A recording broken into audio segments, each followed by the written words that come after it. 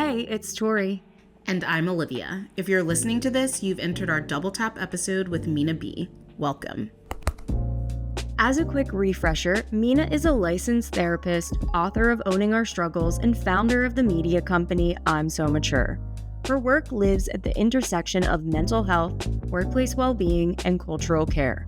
A former social worker turned consultant, Minaa challenges the ways we've turned healing into performance and invites us to choose joy instead. In this full conversation, we go deeper into the wealth of insight Minaa shared with us, from how she defines bad mental health to what it really means to self-regulate in a world that rewards burnout and demands constant resilience. Let's get into it. Minaa, we're honored to have this conversation with you today because I think so many of us have been conditioned to see healing as this heavy, exhausting process. And it's really become just another thing that we constantly need to be working on to prove that we're growing. And, whether that's to ourselves or it's to other people. But what I've always really, really loved and just admired about your work is that you completely flip that script. And you remind us that healing isn't just about this kind of like lonely introspection. It's also about connection. It's about, let's say, like stepping into the sun and having fun as much as it is about digging through the trenches, which, to be honest, I feel like collectively it kind of feels like we're digging through the trenches right now. So we could all use a bit more of the sun. And what I love most about your latest venture, I'm So Mature, which congratulations, so exciting, is it positions nostalgia and play as serious mental health practices, which, in my opinion, is this long overdue acknowledgement, especially coming from someone like you who is a credentialed healthcare practitioner, of just how important art, television, film, and music are in helping us process and make sense of life. And, it's like sometimes the best medicine isn't journaling or meditating for hours. I know for me, I really struggle with journaling and meditation. And so for me, it often looks like rewatching a comfort show, or it's revisiting a song that speaks to a certain moment in my life. I've seen other people do things like joining a book club or an improv class to kind of start their healing journey. But the other powerful part of this is everyone can access and control these things, which is really, again, the most powerful part. So to help people get oriented with your perspective and this approach, can you elaborate on how you define good mental health versus bad mental health? And if there are any common misconceptions there?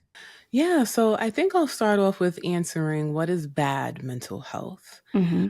I would say that bad mental health, or just recognizing that our mental health is not in its healthiest manner, is when we find that we are not able to function in life. And so that means when we're experiencing circumstances or situations that are so debilitating, it is impacting us mentally, emotionally, and physically, because mental health, it's a part of an ecosystem. Mm. And so I think often people think that you can have good mental health.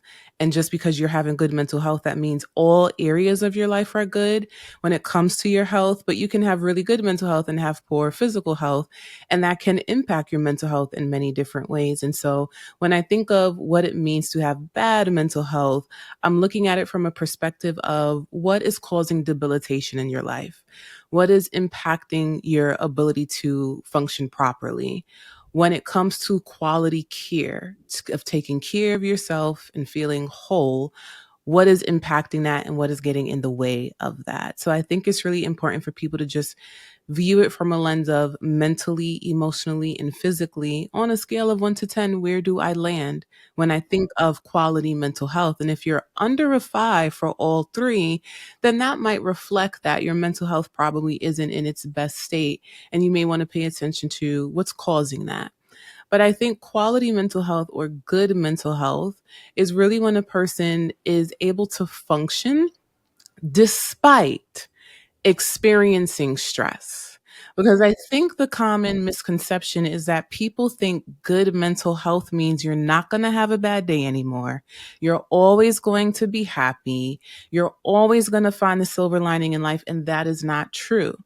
People who have higher levels of self-efficacy, which means a belief in oneself that you can achieve your goals, people who have higher levels of resiliency, which means their ability to bounce back from hardship. Studies actually show people who have both high levels of both of those things experience quality mental health. It doesn't say that they're not experiencing adversity at all, but their perspective about the adversity they're experiencing and how they choose to combat that adversity or how they choose to mitigate it plays a role in why their mental health is what it is. It's why it's healthy. It's why they're still thriving despite the world crumbling, despite their lives feeling like it's falling Relatable. apart. Right. Because we're all operating in the same society, right? And there are some people who are struggling Yeah. despite that. And there are some people who are thriving Mm-hmm. despite it. And we are all experiencing the same pandemics, the same global issues, the same racial traumas. We're all witnessing it, right? Mm-hmm. Everything that's happening in our current society, we are all witnesses to it. And some of us are having direct impacts, a direct impact to those things and an indirect impact, but it's still a form of adversity that we're all experiencing. And some of us are getting through it in one way and some others are not. And so I think it's just really important for people to recognize that quality mental health has nothing to do with you always being happy. It really just has to do with how you choose to function when you are Mm. faced with circumstances that may not have an outcome of you being happy. Yeah. And can you thrive Yeah. despite that? It's about being able to regulate. It's Exactly. regulating your emotions, like your nervous system, and making sure you have certain tools or go to kind of methods for bringing you back to yourself in that way. I'm curious if you've observed any patterns in the people who are more resilient or have more resiliency versus people who struggle a bit more Mhm. with getting through adversity. Absolutely. So, some common themes that I see amongst clients in particular who are a bit more resilient Mm-hmm. is that they have higher levels of self esteem. Mm-hmm. And so they're more confident in the fact that I messed up at this thing, but that doesn't make me a failure. I'm confident I can start all over. I'm confident I can do this again. I'm confident that I can achieve this particular thing. So that also goes back to having self-efficacy. People who tend to have high levels of self-efficacy often also tend to have higher levels of self-esteem because Mm. again, self-efficacy is belief. Yeah. It's belief in oneself that you can achieve certain goals. And in order to believe in yourself, you do have to have a high level of confidence. You do have to have high levels of self-esteem and a high level of sense of self. It's looking inward and knowing that I might not get the answers right. I may mess up, but I'm not afraid to ask questions. I'm Mm-hmm. not afraid to start all over. Also, a common theme regarding people who have higher levels of resilience and self efficacy is they're not necessarily led by the opinions of other people. They are very rooted and grounded in self, that they've defined what their rules are. They've defined what their definition of success is. And so they can recognize that there are going to be people who disagree with their life, but they don't have to allow those disagreements to impact who they are as a person. And Mm-hmm. that mitigates now anxiety, right? Because a lot of people who experience anxiety may have lower levels of resiliency and self efficacy because anxiety pretty much is a chronic state of fear and worry. So Mm. you might have fear and worry that people are judging you. You might have fear and worry that people don't like you. You Mm-hmm. might have fear and worry that you're not going to achieve your goals, so you don't try. So those thought patterns now impact your ability to engage in behavioral patterns. If I think I'm going to fail, what's the point of even starting? Where Mm-hmm. people who have high levels of resiliency may say, I don't know if I'm going to get this right, but I'm going to just do it anyway I'm and gonna see. try. I'm going to try. And Yeah. if I get it wrong the first time, guess what? I'm going to figure out what happened so Mm-hmm. that I can do it again. And if Mm-hmm. I get it wrong the second time, I'm going to keep learning so that I can just keep trying and trying and trying. And then you might realize, you know what? This just ain't working out. Time to Maybe I walk should just away. pivot. Time to walk away. And guess what? I'm still a whole, worthy human being. Yes. Me not being able to get that thing done or achieve that doesn't diminish my worth. And Mm. that is what makes people who have high levels of resiliency and self efficacy very different from Mm. people with lower levels of resiliency and self efficacy. Yeah. So there's this real kind of resourcefulness and Mm-hmm. independent thinking and being able to decide for yourself, or like having that autonomy and agency and being able to flex it again and again, no matter what the outcome is what I'm hearing. I'm curious though, because with social media, which I know you talk a lot about social media as well, and also with healthcare, even, I find that sometimes when I go to my primary care doctor, or even I've had this experience, I've found a very good therapist who I love so much. But when I have gone to other therapists in the past, there have been times where I have felt undermined, or that my experience or thought or perspective was not necessarily valid or worthy of being listened to. And then with social media, we're constantly on a stage, and we talked about this in another episode, and we're just constantly performing in some ways for other people. So that opens us up to a constant influx of judgment in a lot of ways. Obviously social media has positives, but I'm curious what your thoughts are on that, in terms of the way that these systems or these environments that we have to exist within, that the self has to exist within, how are they eroding those things, eroding self-esteem, and that self-confidence that you're speaking to? Um, this is a really complex question. The first thing I'll speak to is the healthcare piece. It can be really detrimental when you go to meet with a provider and they're dismissive, or they're even critical, they're judgmental, and they're not necessarily seeing you as a whole person. They're really just trying to check off a box Mm-hmm. because they want to get through their workload, Mm-hmm. right? And so you're just a number. They're tallying up their clients for the Mm-hmm. day, and they're trying to figure out who deserves more of their care and time. And sometimes we may feel like we aren't the patient that they feel is worthy of care and time. The first thing I want to speak to is that it can be really hard to experience that. But the number one thing that I encourage people to think about is how to not allow other people's stuff Mm. impact how we see ourselves. I always encourage people to think about, especially when we are operating in the healthcare system, what does advocacy look like for you? Because having those types of experiences can make us feel like we have zero agency. It can be disempowering, and it can also make us feel as if there's nothing that we can do. But there are things you can do. You just have to figure out what resources you need. You need to figure out who can help you achieve those things. And you also need to figure out, what does advocating for yourself look like? So it could mean next time I see this provider, I'm going to speak up more. It Mm. could mean I'm actually not going to see this provider anymore at all. There are other doctors, there are Yeah, other that's what I therapists. did Why with am my I therapist. exactly, Mm-hmm. right? So Mm-hmm. why am Mm-hmm. I forcing myself to Mm-hmm. continue in a relationship that's not reciprocated, and in a relationship that's not healthy for me? If this person doesn't see me, if this person doesn't value me, it's time to move on to someone who can. So Mm-hmm. that's another form of self advocacy that I encourage people to think about. But I also encourage people to figure out, what does it mean to own who you are and be okay with I guess I want to say engaging in healthy conflict. And what I mean by that is there are times where you will see a provider. It's the first provider, it's the second one, it's the third one. And you might finally get to a point where you're like, listen, I don't feel like I'm being heard. And instead of walking out of that waiting room wishing somebody heard you, sometimes we do have to speak up and say, I don't feel like I'm being heard right now. Mm-hmm. And so I think there's two ways we can combat those issues that we have when we're operating with the healthcare system, especially for those who are interested in working with a therapist. Like when I work with my clients during intake and during our first few sessions, one of the things I always say to them is, please let me know if I'm getting this wrong. See, There are times.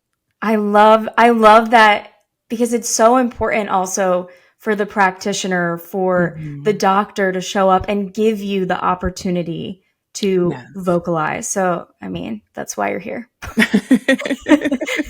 But unfortunately, not everyone operates No. the way that I do as a therapist. Mm-mm. But it's really important for my clients to know that when you're working with me, I need to understand what's happening. So there Mm-hmm. might be times where you're saying things to me and I'm reflecting it back and I may not be getting it. Mm-hmm. Stop me and Mm-hmm. tell me, no, Mina, I disagree with you right now. I'm Yeah. not going to be offended. And that is something I let them know up front. Mm-hmm. Here's the thing. Not everyone is going to give you that invitation. No. And so can you find the courage to say, I don't need permission to do this. I'm going to say it anyway because I give myself permission. Mm-hmm. And so this is what I mean when I say it's twofold when we're operating with systems.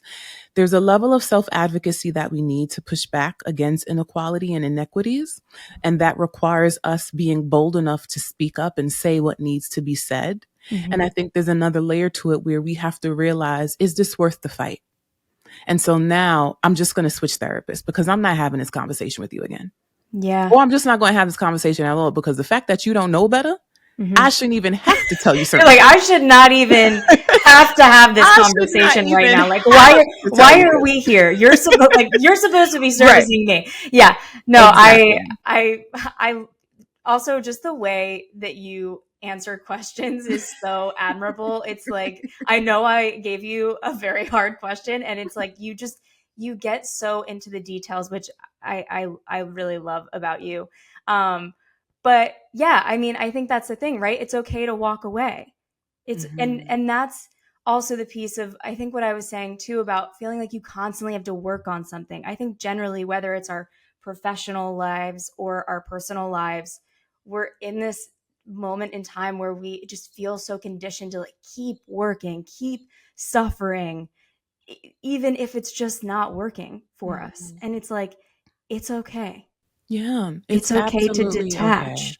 It absolutely is. And I think too, this goes a little deeper too, but I think sometimes another thing that I see in my practice is when clients are very wounded, especially if you have maybe family trauma. So maybe trauma with a parent, trauma with siblings, just anything within the ecosystem of family, right? Sometimes we are fighting to be seen by our family members and the people that are called to love us, Mm, that we will now take these same practices. And when we're in the workplace, when we're at the doctor's office, when we're meeting with a therapist, when we're making new friends, when we're finding romantic partners, we're also fighting to be seen mm, by those people because of that void and that wound, because we've been mm. trying to be seen from the people who are supposed to love us from the moment we came into this earth. Yeah. Right. And that's another way that I want people to just be more reflective too, because we're fighting a battle with people who can't give us the things that we want. Mm-hmm. And so sometimes we're moving through the world with the pain that we have with our mom, and we're expecting maybe our female therapist or our teacher or this person to Yeah. love us and nurture us the way that our mom hasn't. Same with our father. I'm not seen in my household, so I'm going to demand that this doctor see me and understand me. That doctor doesn't care. Mm-hmm. And so it's about recognizing red flags and leaving the first time Mm-hmm. and giving yourself permission to leave the first time, because what are you fighting for? And I think that is a question we have to ask ourselves, especially when you're fighting with someone who does not care to give you the thing that you're asking for in the first place. Yeah. This is just hearing you say this, and honestly, it makes me a little emotional because I just recently went through cutting ties with my grandmother and a few other family members who I had that feeling with, where I was never seen. I was always excluded, and it stems from a long history with also my father. And I felt like my whole life I was just constantly trying to like find a way to exist within her love. And there was something that happened. She didn't come to my wedding last year, and it was just one of those moments where I was like, enough, like enough. And I had seen it play out. And when, obviously in hindsight, I had seen it play out even in my professional life where I would stay around people who were not treating me well or who were taking advantage of me so much longer than I should have. And just recently, like very, very recently, which Olivia knows this deeply, just cut ties with that. And it's been like this really freeing moment in my life where I feel like, to your point, I'm able to identify the red flags a lot earlier and then be able to say, no, actually. Or even in some cases, it's okay if somebody emails me and I'm not feeling safe or I'm not feeling seen. It's okay for me to like not respond to that email as well, which in the digital age can be so hard because we feel that constant pull to be available to respond.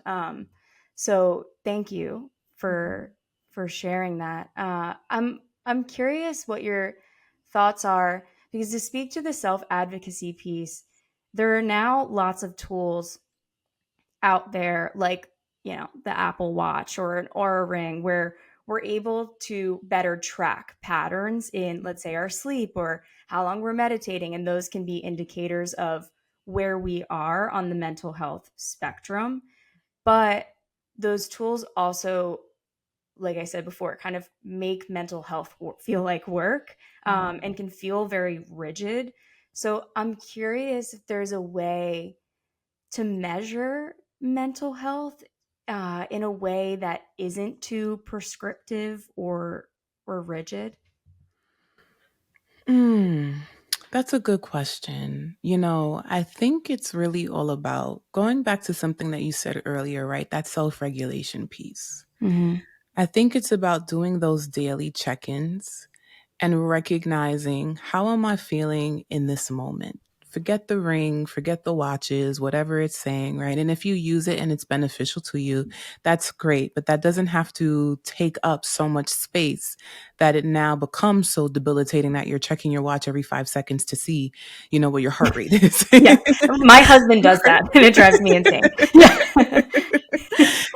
I think we do have to get to a point where we know ourselves better than our watches and our rings. Yes. And that really should be the ultimate goal. It should be able to get to a place where I am using this thing to assist me on Mm-hmm. this journey, but not putting everything into it that this controls and rules my life.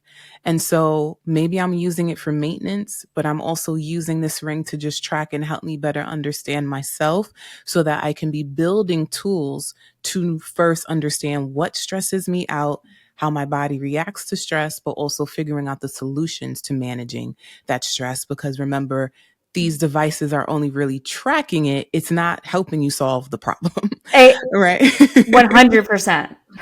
Exactly. Yeah. So there's still a lot of self work required. And that's why I say, if you want to use these devices as a form of maintenance or just to help you be more alert and aware, that's fine. But it's really all about recognizing that a big part of healing is practice. Mm-hmm. It is implementation. It is figuring out, what tools do I need? And if I am utilizing certain devices and tools, what information and data can I get from these things so that I can figure out the resources that I need to be well? Exactly. The ring is not the end all be all. Mm-hmm. The ring might help you recognize when you talk to your grandma, your heart rate. goes up, right? And so Facts. now Facts. you need to figure out what boundaries you need to implement. The ring can't do that for you. And Mm-hmm. there's a big piece to healing that witness as a therapist and as a millennial and just someone who's moving through American society Mm-hmm. is how much we love convenience. Mm-hmm. And when I'm working with clients or just even seeing some of the commentary on social media, I do feel that the same way you can go into a store and get a protein shake if you didn't get enough protein for the day, or there are supplements for this and there are juices for that, and there's something for there's something for everything Yeah. out there, right? But when Yeah. it comes to your mental health, you can get the journal, but you got to write in it. And whatever Mm-hmm. you're writing about, you still got to work on it. You Mm-hmm. could fill those pages. You could buy every pretty journal that you see, and you could Mm-hmm. write till your fingers fall off. Mm-hmm. At the end of the day, the things that you're writing about and complaining about and venting about, you still have to problem solve. You can't go into CVS and get a problem solving solution off of the shelf. Right. And so Yeah. there's a lot of work that's required. But as you mentioned earlier, Tori, the work doesn't have to be heavy. Mm-hmm. Sometimes the work is going to be heavy because if you are carrying trauma and pain and heartache, you're going to have to sort through that stuff. But Mm-hmm. you can sort through that in so many different ways where maybe the heavy pieces I'm going to talk to a therapist and that session brings up a lot of stuff for me. But after that, one of the ways that I'm going to unwind is by watching a TV show. Yeah. Instead of picking up the self-help book, I'm going to read a novel. Mm-hmm. And maybe I'm going to get off the walking pad and I'm actually going to walk outside, right? I'm going to get access to vitamin D. All of that fear that I have around people, I'm actually going to enter third spaces and allow myself to be seen by people, Mm-hmm. right? And so I think it's really just about figuring out how we can learn to balance the heaviness of healing and incorporate play Mm-hmm. into it so that we don't feel like all of this work that we have to do is detrimental or it's just heavy and hard to manage. Because I think that's why we get so caught up on the devices and all the things that we can buy, thinking that that's going to fix the problem, but it's not. It's just giving you data. And when Mm-hmm. it gives you data, you have to figure out how to problem solve. But I also want people to know problem solving doesn't have to feel like a math equation. It can simply be, what are the things that my body needs right now to feel better? And it might be self-regulation. I might go journal. I might go exercise. It might be co-regulation. I need to call a friend. Maybe I want to schedule brunch with someone. Maybe I want to go join a book club. There are so many different ways that you can incorporate play into healing and rest into healing without healing feeling like this heavy thing that leads to avoidance. Yeah. I'm so glad that you brought up the problem solving and critical thinking piece in because I do think it's so important for us all to ask ourselves on a daily basis, how are we making the tools or the environments or the people and the relationships in our lives like work for us? Obviously, you want to, it should be a reciprocal give get happening, especially with a relationship. But being able to ask yourself, okay, I have this R ring, but how am I making it work for me? Or I have this journal, but how am I writing in it in a way that feels natural to me as well? And just, even advice from your therapist. How am I interpreting that and then applying it to my actual day-to-day life, which again, if your therapist tells you to create space to relax or just to rest, that can also, like you said, look like watching a television show and rotting on the couch. Yeah, Like, that's exactly. okay. I'm a big couch rotter and TV show binger. And again, like, that's why I just really love your approach because I have always found solace in film and television. And it's been my way of being able to process some of the things that I've gone through in my life. Even as a teenager, I started taking acting classes Mhm. because at that time, my dad has my entire life struggled with depression and alcoholism. And so at home, things were heavy. And I was really angry. Like as a teenager, you're already angry. But having that on top of it, I was angry. And I was like, I remember having the conversation with my mom. It's like, I need an outlet. Like I need to be able to channel this in a way that feels positive versus being destructive with it. And acting was like such a wonderful form of expression for me because I was able, to your point, like to play with that emotion, which anger, I think, also can be labeled as immediately as a negative emotion. And it's like anger can serve us too. It can serve us. It's not all it's not the emotion that's bad. It's maybe how you end up channeling it that could have a negative impact. um, but again, I'm just so glad you brought up the problem solving and critical thinking piece. And to your point about being able to start sharing, right, or like taking what you're learning about yourself and start sharing it with others or start advocating, I think that's where community Mhm. comes significantly into play.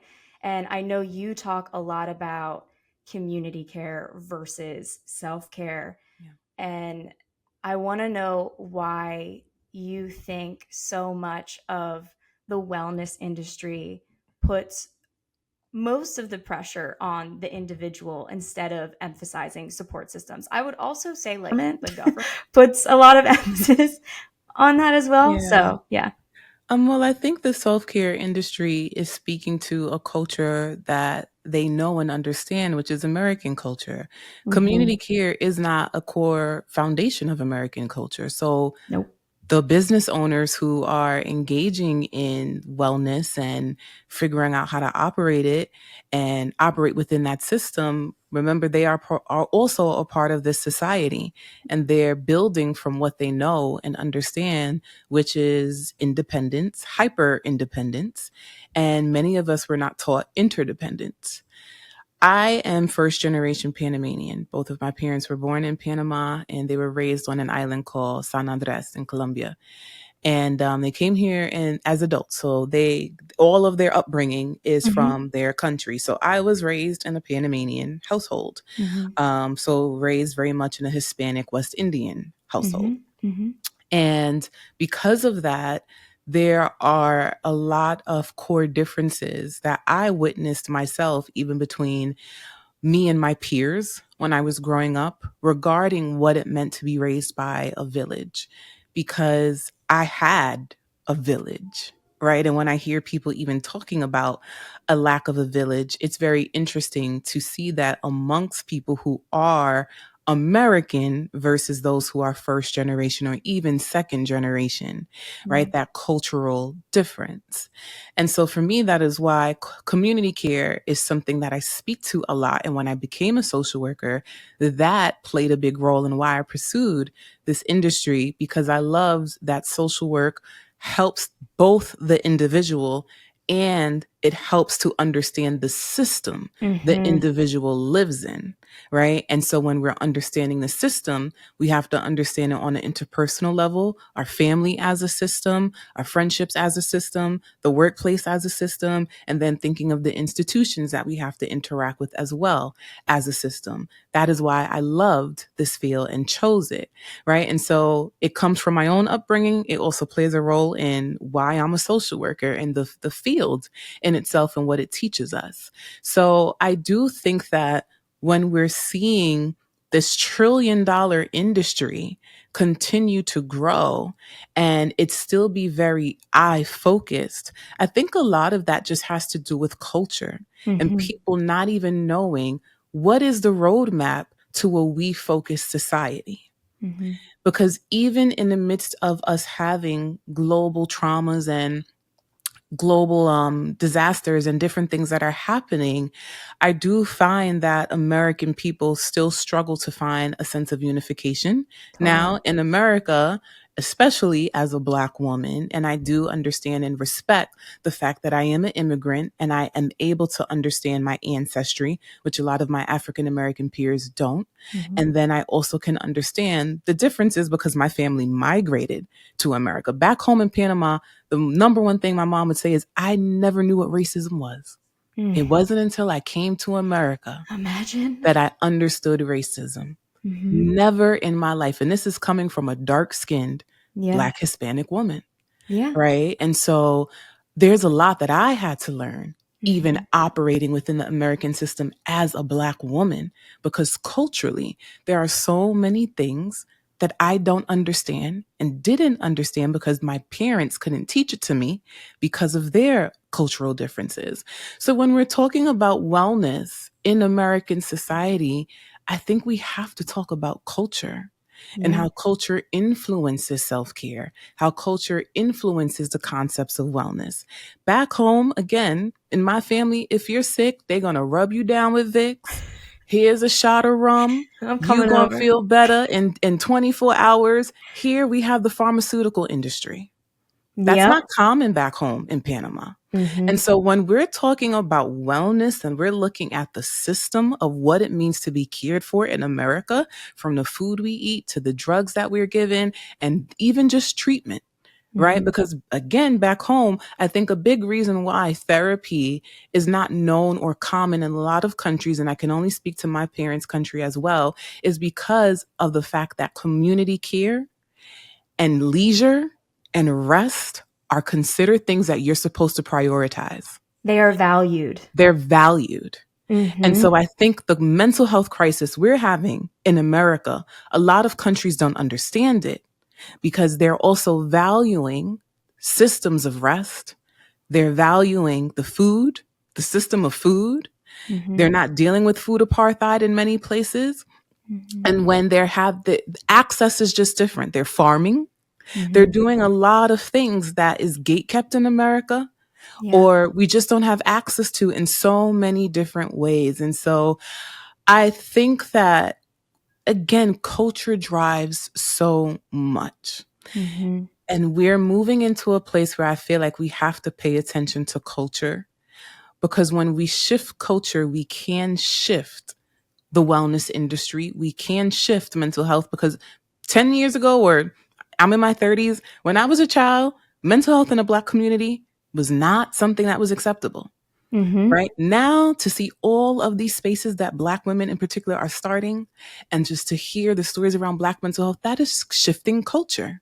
Mm-hmm. And so when we pay attention to culture, we can examine it to say, what do we need to do differently about this culture that is hurting us? Mm-hmm. Because listen, I really wish that I could change the governmental system and the institutions we're working in. Trust me, if I had a superpower, That would be the first thing you'd be that taking would be care the of. first thing I would take care of. Yeah. Okay.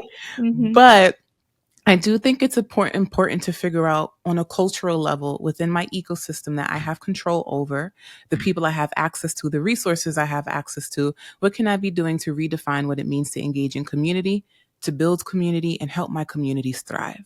And Mm-hmm. that community care piece means not just the people that you exist with in exist in community with, but also your social infrastructure and the systems within your social infrastructure that you engage with as well. And how can you advocate for yourself, but advocate for a better social infrastructure so that we can thrive in our society? I mean, just everything that you said, I want to shout from the roofs right now. Like truly, I feel like and again, this is why Olivia and I want to be having and feel called to be having these conversations because we need more and more people talking about this. Like we need this type of messaging infiltrating every facet of the way that we're working or the way that we're interacting with the world or the conversations that we're having with other people. And to that point, it's like because sometimes it can feel really hopeless. I'll be completely honest, and I just wonder, like, how do you crack that open, or what are the I guess key mindset shifts or the tactics that people can use to start getting into the rhythm of community care, of looking at mental health, physical health, whatever it is, in that way. Do you have anything that stands out there? Yeah. Two things come to mind. The first thing I think of, because I hear you even saying, like, sometimes this life can be overwhelming. The things we're experiencing on a personal level and on a structural level, it can all be overwhelming. The first thing that I know that works for me, I'll speak to myself about myself first, is my belief system that I deserve joy. Mm-hmm. Despite what is going on, I still deserve to go to bed happy, Mm-hmm. despite what is going on. My happiness does not take away from other people's happiness, and my happiness does not mean that I don't have empathy, compassion, or sorrow for the things that are happening in our world or to other people because of the duality of our emotions. Humans have the ability to hold multiple emotions at once. I can say to myself, I deserve joy while also recognizing pain is existing around me. Right. Mm-hmm. And so I think we have to be very mindful and ask ourselves what we think we deserve, because it's up to you to give yourself the life you think you deserve. No one's going to give it to me, and no one's going to give it to you. Mm-hmm. And so when you're working toward that, you can find that you can hold space for your pain and someone else's pain. You can also hold space for your joy and still have room to be with someone else when they're in pain. You can hold space for your joy and your pain while also recognizing all of these things are happening in the world, and it is heavy and it is burdensome and sometimes it's even scary. But my joy gives me the energy and the fuel to be able to continue to exist in a world that can be burdensome. It gives me the fuel to be an advocate. It Mm-hmm. gives me the fuel to be an ally. Because if I'm moving through life as a victim, and if I'm moving through life with the woe is me mindset, we're all going to be struggling because we're all looking for somebody to save us. Yeah. Right. And that's the thing where I feel like it's important for us to be mindful and realize that we have the capacity to do it all, to hold space for it all. Even when some part of it is heavy, we also have space to take room for joy, to Mm-hmm. take in joy, to take in happiness, to take in pleasure. We Mm-hmm. still can do those things. And so I think that is a critical step, and that speaks to the self-care piece. Mm-hmm. Now, the community care piece, one of the things I think is important is for people to understand what community care is in the first place. Because I think a lot of people hear community care and they think I need to make more friends. But Totally. that's Yeah. not that's I'm so not glad we're what this going is. here. Yes. Yeah. Yeah. Right. They're like, who can I go have brunch Yeah. with? And that's Yeah. my community. And it's like, no, that's a system within community care, but that is not what the definition of community care is. Mm-hmm. So for me, I actually like to use something called the circle of support to define community care. And the circle of support has four different domains. The first domain is your circle of intimacy. The second domain is circle of friendship. The third domain is circle of participation. The fourth domain is circle of exchange. Mm. To go back to the first domain, your circle of intimacy, I always say think of the people who you can literally be your full self with. I think of, if my friends text me and say, hey, Mina, I'm coming over, who is the friend that I'm going to jump out of bed and say, oh my God, I got to tidy up? Versus who is the friend I'm going to say, girl, you're going to come over and see this mess? Because I ain't cleaning up for you. So Mm-hmm. just be warned, when you Mm-hmm. come over, there's a lot of stuff happening here. Okay. To me, I can do that because we have an intimate relationship. Mm-hmm. I'm not trying to be anything or anyone for you. I Mm-hmm. don't feel like I have to impress you.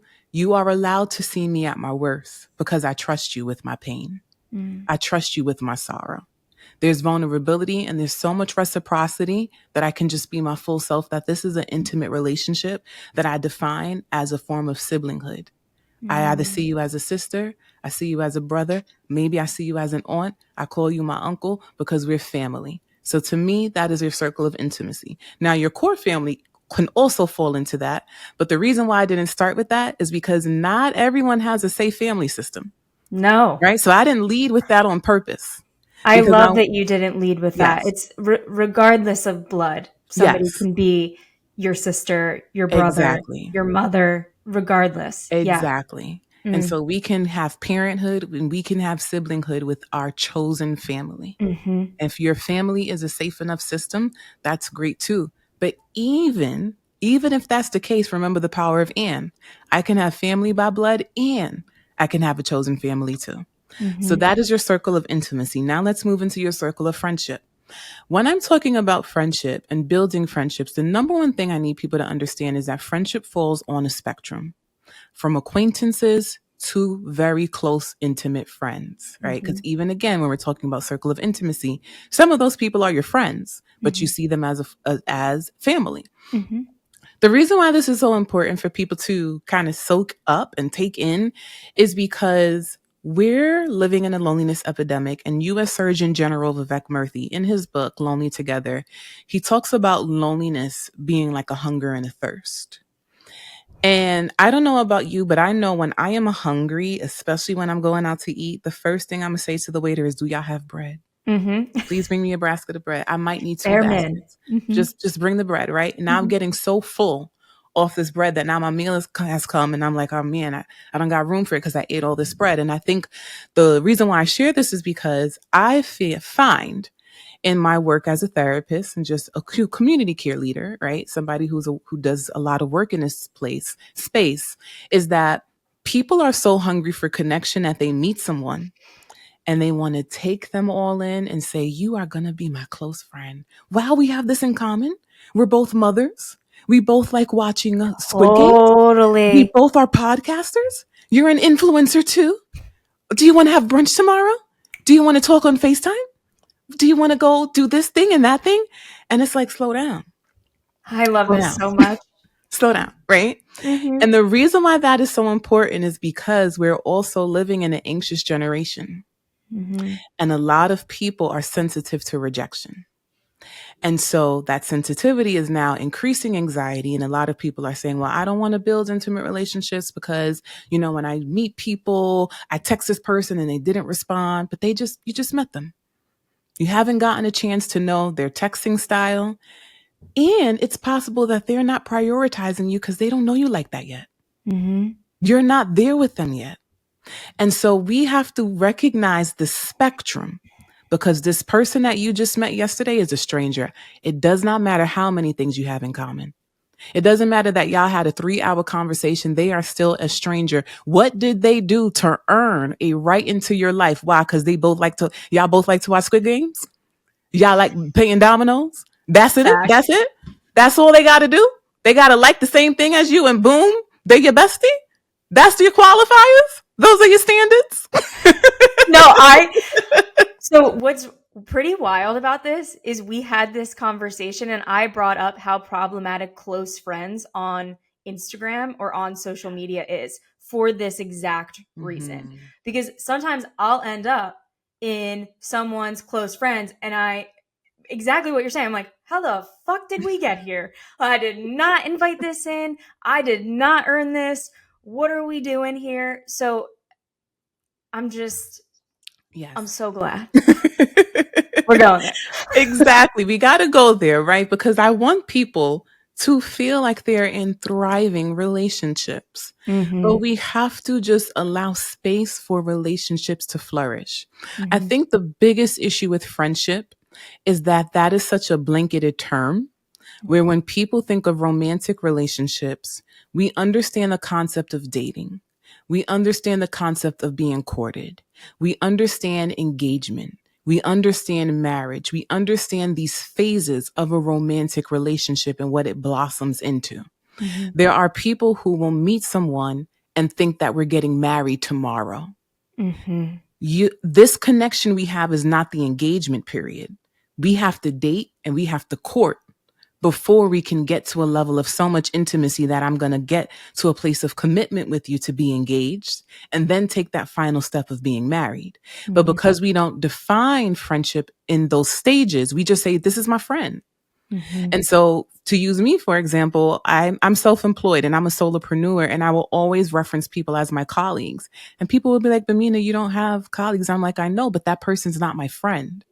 So I'm using this language to help you understand this is how I see this individual in my life. They're a colleague. This is a person I network with. I like them. We get along well, but they're just not my friend yet. Mm-hmm. That's not how I define them. And so when we're thinking of the circle of friendship, I want people to just remember there is a spectrum that we're operating on. And a person who is a colleague and a person who is an acquaintance, they can be as just as valuable to you as a close friend. We Mm-hmm. have to stop believing that just because I have a different type of friendship with you, a different type of relationship with you, that means we don't have any intimacy or any closeness, or you can't be valuable to me. Because I have a lot of colleagues and a lot of acquaintances that I deeply, deeply admire. And there's a lot of reciprocity there. Mm-hmm. However, there's boundaries and there's limits, because I'm not going to do certain things for my acquaintances the way I would do it for my best friend. Mm-hmm. The energy I give I could be tired as hell. And if Mm-hmm. my best friend is calling my phone, I'm going to answer. I Yeah. have the energy to answer. Yeah. But there are certain people who they don't have that privilege in my life. And Mm-mm. you could be calling my phone at the same time as my friend, and I might say, I can't do this with you today, Mm-hmm. because the energy that I have, it's for certain people. And that is okay, because everyone exists on a spectrum, but I'll get back to you when I can. I'm not going to completely ignore you. But in this moment, I have to give my time to the people that I exist in a sense of intimacy with. They're my priority. Yeah. And I And want people to be okay with that spectrum existing. yeah. Now, I want to quickly get through the other two domains, which is Oh, just your yeah. circle of participation. Let's do it. That is the third domain. What that basically is the networks we participate in. And the networks we participate in generally is what allows us to have a circle of intimacy and a circle of friendship. Think about people who met their romantic partner at work. Think about people who met their partner or their very close friends during primary school or even in college. Mm-hmm. Think about people that you met at the bookstore, at the coffee shop, those moms who were able to find other mommy friends because you went to a mommy and me class.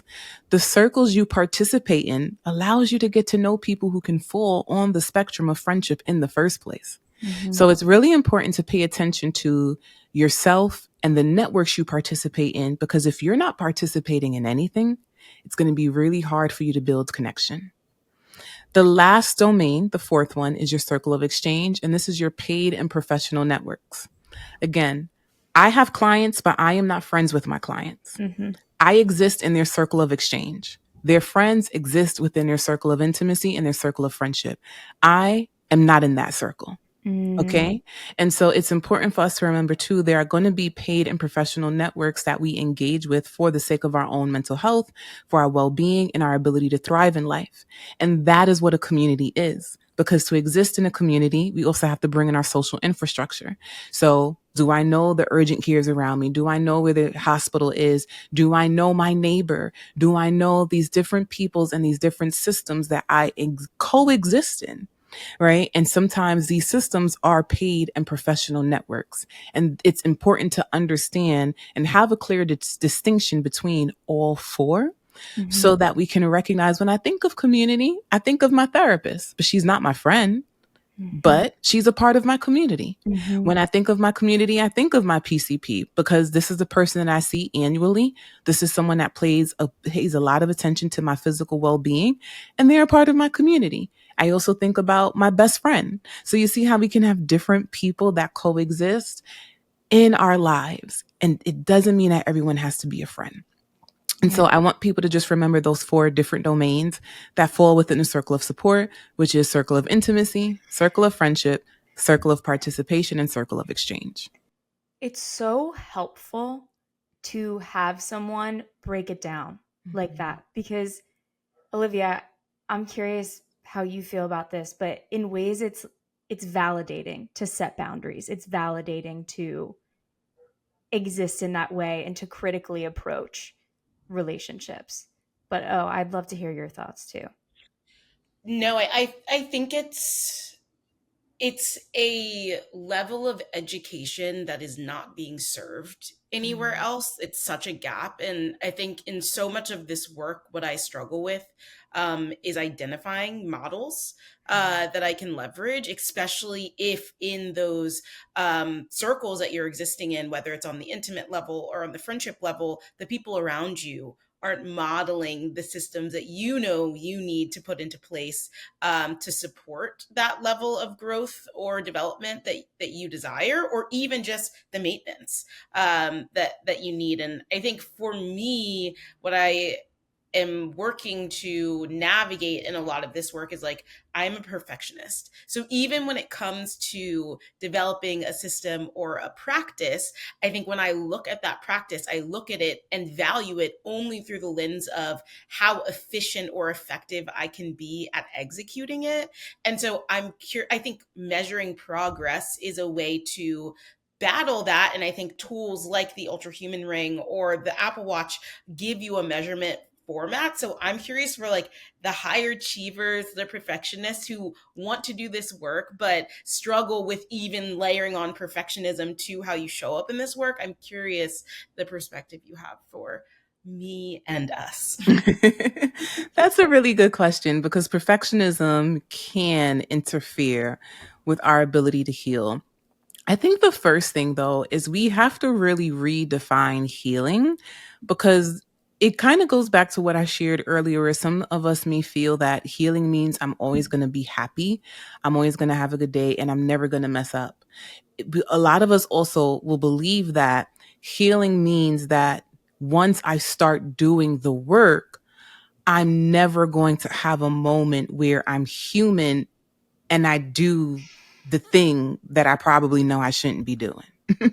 Right. And so we assume that I've been engaging in therapy, learning all these tools. I have better self awareness. And so I'm supposed to be a perfect person moving forward who's not tempted, who recognizes every red flag and runs from them, instead of recognizing that healing is a process. And what that basically means is we recognize there is a wound that needs tending to, and that tending can take a very long time. And even when that wound heals, right, or even when that whatever that situation is no longer precedent, we don't forget the things that happen to us. I think what's tricky too with the word healing is that it's derived from the medical industry. So when a person has an injury, they expect it to heal. If I break my arm, let's monitor your healing progress. If I, have some sort of surgery, we're going to monitor the healing progress. And then there's going to be a final outcome. You're in remission, you're better, your arm is better. And we adapted that in the mental health field.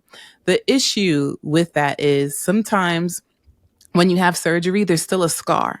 You're always going to see that scar and remember, dag, I was cut open right here. Or this particular thing happened to me. It's not going to take away the memories. I remember that this thing happened to me. Right. And so no matter what a doctor does to your physical vessel, you're still going to have to live with the pain of whatever happened to you. Right. And I think a lot of us think, well, if a wound can close up, then that means this issue that I have can close up too. And then I'm going to move on in life and just never, ever be re-traumatized, re-triggered, or have nothing going on. And so that makes us cling to perfection even more because we think healing actually means arriving somewhere. And I want people to know you're going to be carrying that suitcase for a very long time because healing is something that we're going to be doing up until the day that we die. Mm. Okay. And so I just want to speak to first how we need to rewire our belief system around healing. We also have to ask ourselves, what am I trying to earn from this? Because a lot of people who have perfectionism tendencies, a lot of the time it's this feeling that I have to overcompensate because if I don't do it right, if I don't do it a certain way, I'm not good enough. No one's going to want me. I'm not going to be accepted. And so it's really all about asking yourself, what am I trying to overcompensate for? Why does this thing actually have to be perfect? And why am I trying to achieve something that's actually unattainable? Because there is no real way to be a perfect human being, right? It's not going to happen. So why do I think I deserve this level of pain, this level of exhaustion? Why am I engaging in self-sabotage? If I know that I can't fully be perfect at this thing, why do I harm myself in the pursuit of being perfect? Because in Mm. many ways, we can reframe perfectionism as a form of self-sabotage. So why do I keep sabotaging myself to try to achieve something that can't be achieved? Imagine someone being a marathon runner and there never being a finish line. Mm. That's what trying to achieve perfection looks like. You never hit the finish line.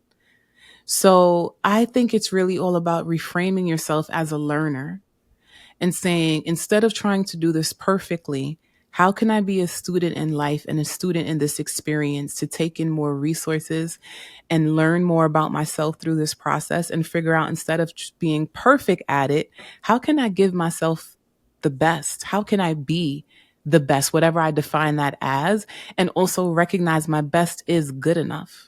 30% of what I do is good enough. 60% of what I do is good enough. We also have to believe that, stop believing that giving 100% all the time, which kind of equates to perfectionism, is good enough. I tell people all the time, when we have cell phones, even when our battery is at 40%, guess what? You can still make a phone call. You can still send a Ooh, text message. that's so helpful. You can still scroll on Instagram.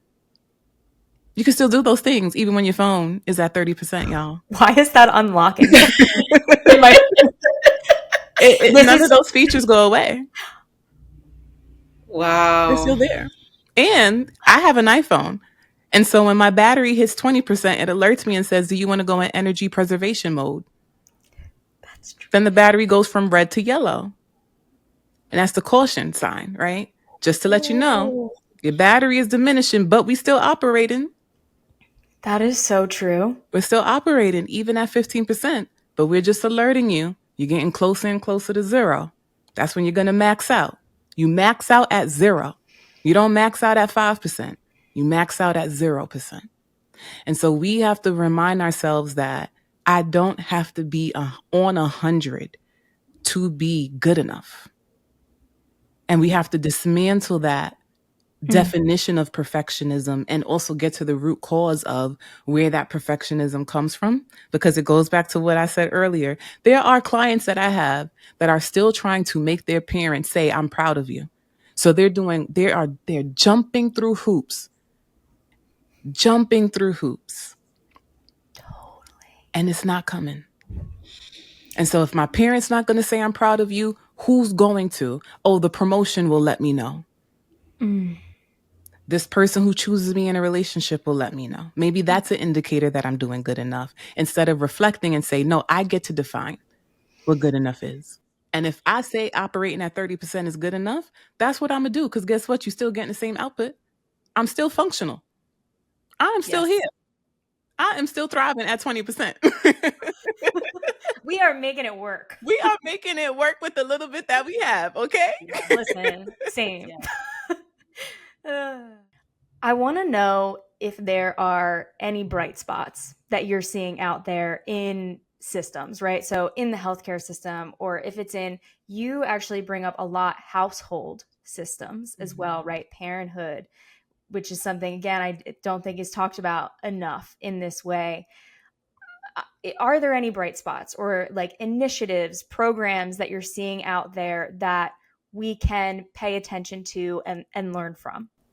Absolutely. I think, again, pain and joy coexist. And so, as there's a lot of detrimental things happening in our society, I think it's really important to realize sometimes we have to go searching for joy, Mm. right? Because joy doesn't fall into our laps. We have to cultivate joy. Mhm. So, we have to take the initiative to create the joy we want in our lives, but also look for spaces that's also doing the same thing. I am seeing a rise of movements where people are creating third spaces and communities where people can come together and gather.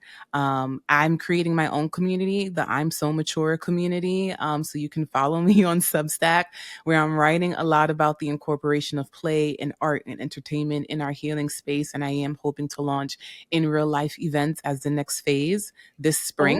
So Oh, be on the okay. I'll lookout for stay some tuned. events. But it's really all about cultivating in real life experiences and events for people who are also on this healing journey, right? And just figuring out, how do we grow and evolve and engage in self discovery.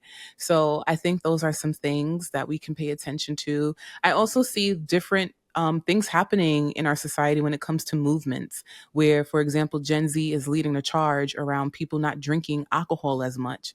And so you see a Yes. lot of these brands, alcoholic brands, pivoting to creating mocktails and things like that. And there are communities that exist for people who want to maybe socialize and not allow alcohol to be the central theme of socializing. I believe Third Space Bar is one of those spaces. Hmm. They're on Substack. You can find them on Instagram as well, but they're cultivating in real life events that center non alcohol and creating a Mm. community of people who are sober curious, people who are just practicing sobriety in general, and just realizing that alcohol doesn't have to be the center of socializing, right? And so I Mhm. think there are members of our community, is what I'm speaking to, that are saying we need to change the system. Yeah. Can we go into the Oval Office and do that? No, but we can figure out what we can do on the ground.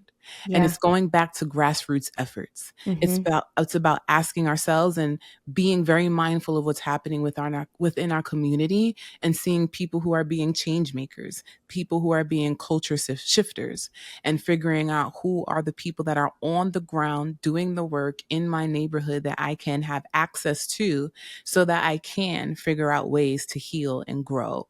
I think systems are also changing. Now, there's a lot that has been happening on a, macro scale since the beginning of the year. But I do think that there are also institutions that are still committed to diversity. There are institutions that are still committed to equitable spaces. There are institutions that are still committed to the inclusivity of certain spaces to welcome all people. And so don't get sidetracked or allow what is changing to be all that is in sight, Mm. right? Because it's so easy to focus on what is going wrong in society and in our personal lives. And when we do that, we don't realize we're overshadowing the people and the institutions that are still working hard to create an equitable, diverse society that also honors creativity, honors belonging, honors community on a micro and a macro level. Mhm. So there are a lot of resources out there that I just encourage people to look for. And I also just want to speak to the fact that because there is so much happening, figure out the things that you need to mute.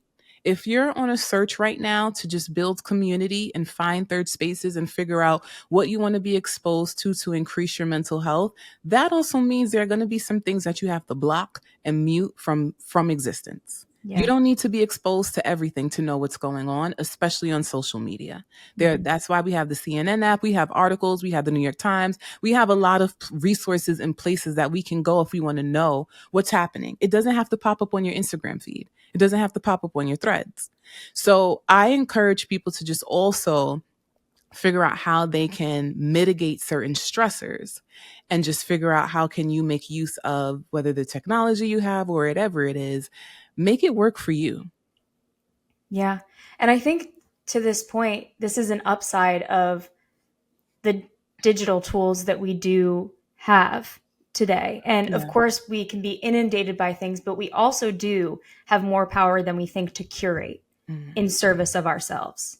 Eh, exactly. right? And to disengage, to detach, to make sure that we are subscribing to that independent newsletter or that independent media platform instead of mindlessly watching CNN, let's say, Mhm. or whatever it is, right? And we're getting a very specific point of view that services, you know, our vision for the future and makes us feel seen, feel like we belong, and that we have hope as well. I think hope, which I think your platform, I'm So Mature, is such a Mhm. great example of a platform that we need right now that makes us feel good and alive. Like we have to feel Thank you. alive.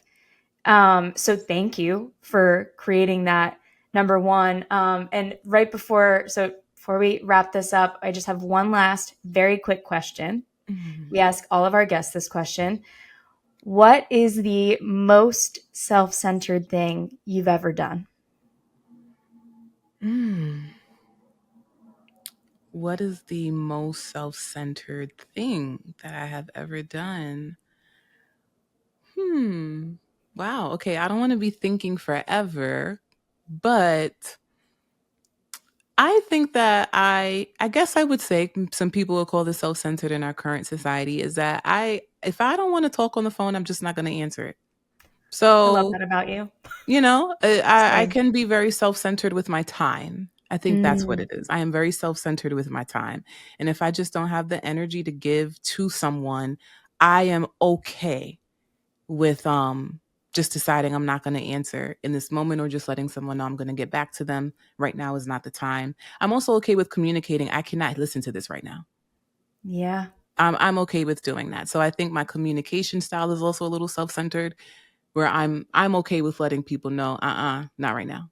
You're going to have to catch me with this tomorrow. And it's funny, like that's something that's so hard for so many people. Hmm. I'm an executive coach, and a lot of my clients, this is one of the key patterns in Hmm. terms of their dilemmas and their issues is that they don't know how to say, no, I don't have time for this. No, I can't join this meeting. No, I can't get on this call with you right now, mom. I'm about to give a presentation. Like it's those things. So again, I love everything that you have said Thank today. you. Thank you So, so much. yeah, before I turn this off, I just want to say thank you so much for being with us today and for sharing your knowledge and your perspective. I'm going to continue to follow along and support in any way that I can. So, thank you. Thank you, Tori. Thank you. And thank you, Olivia. As we were sitting with everything Minaa shared, one of my biggest takeaways was her reminder that softer models of care do exist. We just live in a culture that doesn't always value them. Reclaiming gentleness, slowness, and interdependence as strengths might be the most radical kind of resilience there is. For me, it was how she named the tension between healing and performance, and the courage it takes to stop curating our pain for approval. Real healing, as Minaa reminded us, isn't something to perfect or prove. It's something we practice. We hope this conversation resonated as much for you as it did for us. You've been listening to a Double Tap episode of Self-Centered. Don't forget to follow, subscribe, and leave a review wherever you listen, and share this episode with someone who could use it. For more updates and behind-the-scenes moments, follow us on Instagram at a self-centered pod. And as always, don't forget to be a little self-centered.